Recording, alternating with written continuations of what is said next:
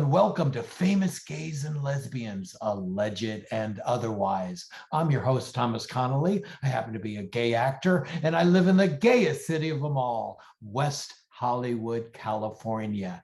Now, today's episode is part 3 of the fabulous Fag Hags of Hollywood, our final installment.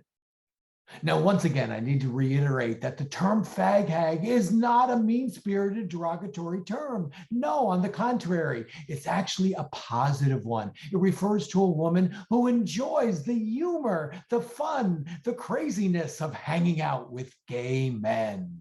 Part 1 celebrated the GOAT, the greatest of all time fag hags, Miss Elizabeth Taylor. Now, she was hanging out with gay men way before it was socially acceptable, and she created and founded AMFAR, the American Foundation for AIDS Research, which still to this day raises tens of millions of dollars every year to help those inflicted with AIDS.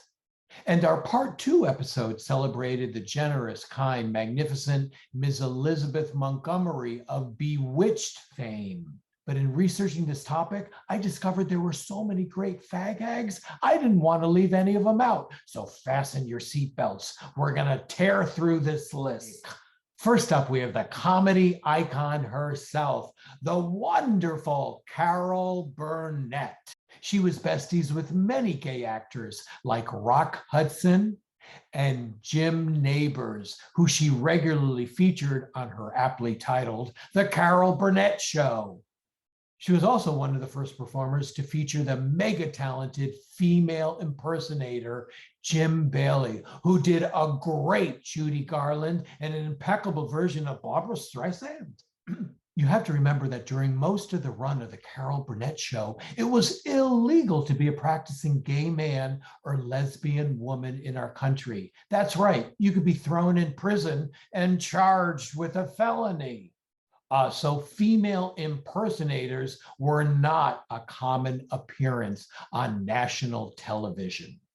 And next on our list is the effervescent, bubbly, talented Kelly Ripa. I love her friendship with the two gay men, Bravo's Andy Cohen and the respected journalist Anderson Cooper.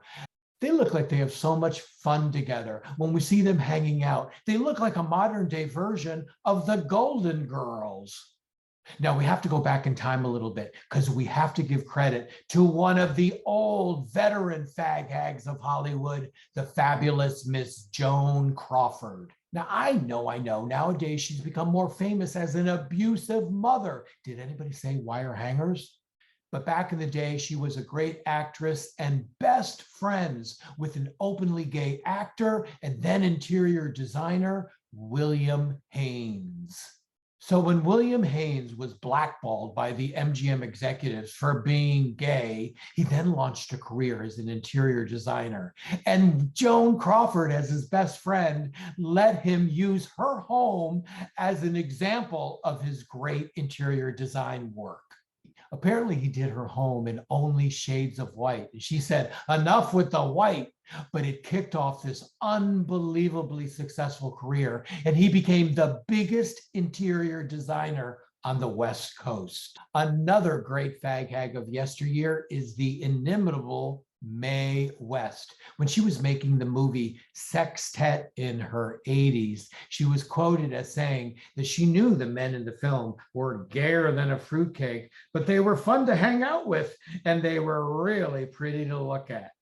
Now, this is the same woman who said, when I'm good, but when I'm bad, I'm better. And Mae West was into integration way before civil rights. She used a lot of African-American people in her films way back in the 20s and 30s. Moving on, another infamous fag hag is the legendary Liza Menelli. Now, do you get more talented as an actress, singer, and dancer than Liza Menelli? She not only married some gay men, the mega talented Peter Allen, and the theater impresario David Guess, some of her greatest friendships were with gay men. The one friendship that really stands out to me is the incredible one with the gay designer Halston. They were ride or die best friends, and he created the most dazzling looks for Liza Menelli. When I was living in New York City, I used to stand in the back of the theater and watch her in The Act. She won a Tony for that. And Halston designed all of the stunning, monochromatic, beautiful outfits. Now, it's reported that Liza has a lot of dirt on Halston and what really went on in those Studio 54 days. But Liza has said, I will never kiss and tell.